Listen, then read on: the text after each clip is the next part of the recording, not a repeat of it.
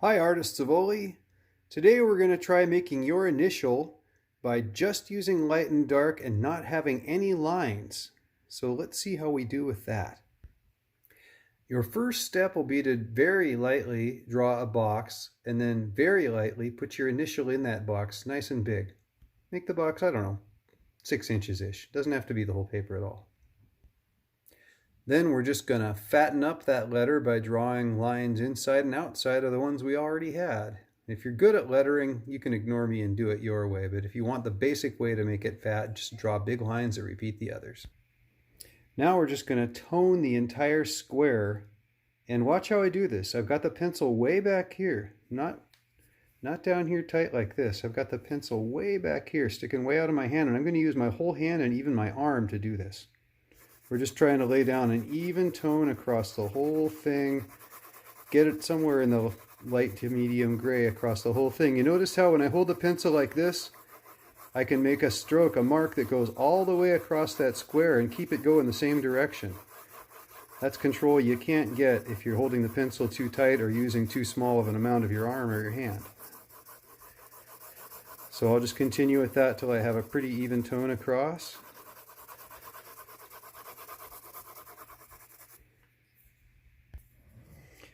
Now I'll come in a little bit on my pencil for control, and I'm going to put a darker tone over the area of my letter.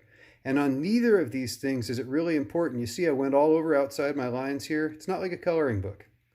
We're just trying to lay down some basic darkened lights right now. It's not important that we stay right inside our lines because they're going to disappear anyway.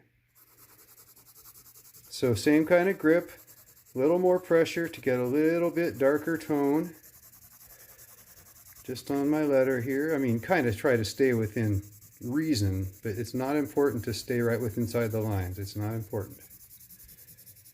We're going to lay down a little darker tone where our letter is now. So now we have an overall gray tone, and we have a little darker tone where the letter sits. Next, decide what direction your light is going to be coming from in this shot, in this drawing. I'm just going to put mine straight down from the top. It seems pretty easy. Now figure out where, if the light is coming from the top, what would be the darkest places on a solid object like this? If we're going to pretend this is a solid object now, like maybe it's made of clay or something, well, the dark areas would be all the ones where the light can't hit. Do you notice I'm still keeping my pencil moving at that same 45-degree angle, more or less, that I was using above? The more consistent you are with your marks, the more you can make the whole drawing look like it belongs together. And also look a lot more intentional, like you meant it. Well, now we've figured out where our darkest areas are going to be. In our lightest areas, we're actually going to go ahead and use the eraser. Let me fill that in a little bit more here first. We're going to erase the places where the lightest light would hit. Like on the very top here.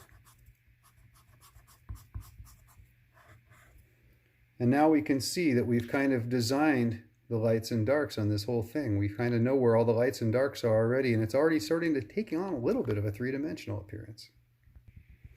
Now we're going to go ahead and work those dark areas that we know are the darkest down a bit more. You probably need to use a little more pencil pressure here, and notice I'm holding closer all the time. I'm holding a little closer to the tip of the pencil all the time. As I start to need more control, I hold closer in toward the point. Still keeping all my marks pretty much going that same direction. Okay, those are my darkest spots now. Oh, we got to do this one too. I'm going to make this A curved, so it's going to have a kind of a soft curve here. It's not going to be a hard point. Okay. Now that we've got our darks defined, let's go ahead and just blend them in. So we're going to take those darks and blend them gradually in so that we end up back at about middle gray once we get away from the darkest parts there.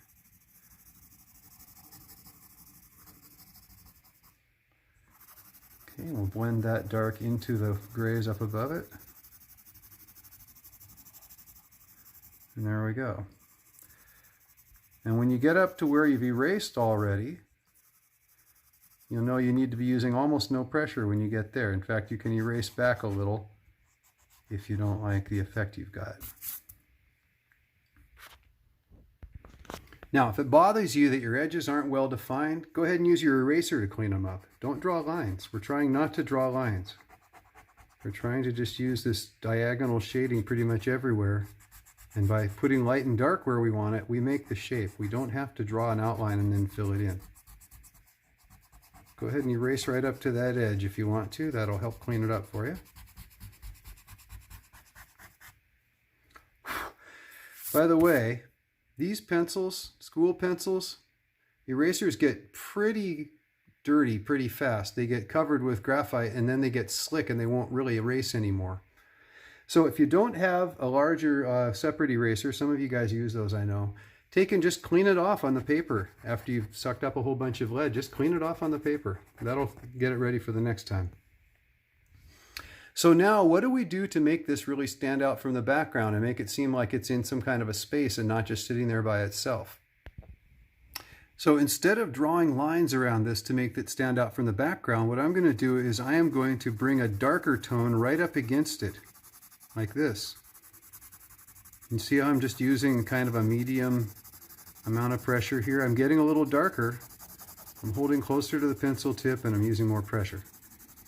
And that's giving me a darker tone right next to it. And you can see when I put dark against light, we get, wait for it, chiaroscuro, which is that Italian word that means dark against light. We haven't drawn a line to show where the edge of that object is, but it really looks like it has an edge there. Now what about these places where the object is so dark? Well, you may have noticed when we drew our spheres the other day that there's almost always a little bit of light reflected underneath anything, even if it's the part furthest from the light source. So what I've done here is I've left a good dark tone up against where I don't do anything, and that leaves a little bit of space for me to see that there's space there. And continue working that tone down. It's really not important that it be a specific exact amount, it just needs to be lighter or darker than what it's up against. That's our chiaroscuro. Look over here, we're not going to draw a line, we're just going to control our shading right up to that edge, and I can always clean that up with an eraser too. Okay. I'm not going to have you watch me do the whole process around the whole thing because I believe you know what I'm talking about here. So now I've toned the whole background. I've taken it down dark enough that most of the letter just stands out. Most of the letter just stands out from it anyway. Now what I need to do is some fixing of the way things look like they're shaped, because like here it looks weird, like there's a big flat spot on top because it's too bright there. And here this isn't blended well, or here I'll get a lot better illusion if I just take a little bit of time and work those a little bit more and blend them a little bit more. Try to make it not such a big change from dark to light all at once, but make sure you leave yourself enough running room so that you can lighten it up when it gets to the top.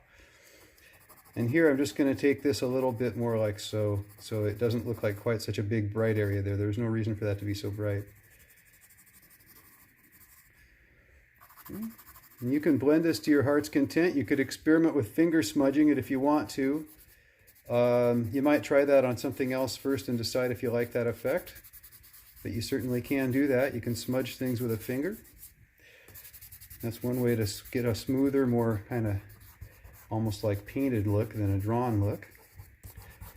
Up to you if you want to experiment with that. Now I still need to clean up my edges, right? Oh yeah, you know what? It looks like there's a big bump there still. Okay, that's a reflection, guys. That's not the drawing, that's a reflection. Anyway. Okay, and all that's left to do is to clean up some edges here and there and fix a couple of things where I don't like something around the corners. I'm just going to take my eraser and go right up to the edge here. Make for a sharp line on the side. That's always a little bit more pleasing to your eye to have some kind of a sharp edge somewhere. I guess I'll even come in a little bit. Okay, and we'll do that all the way around.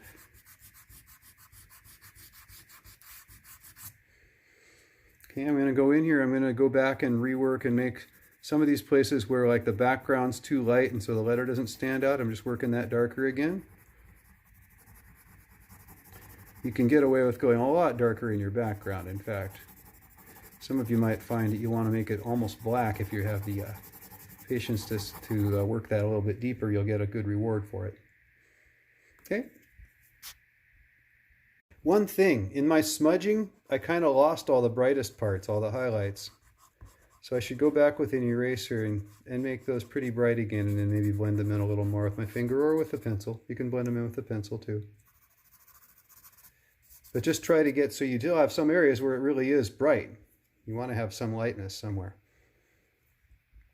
Okay, and I have drawn a borderline around the outside of this just because I think it kind of holds it all together nicely inside there. Here's the one we did in class this morning. You can see that one's not quite all the way worked, and this one also I have not used finger smudging, so there's a big difference in how it looks if you finger smudge it or if you don't. And I'll let you be the judge of what you like. The last thing, of course, is title it, date it, sign it. See you back in class next week.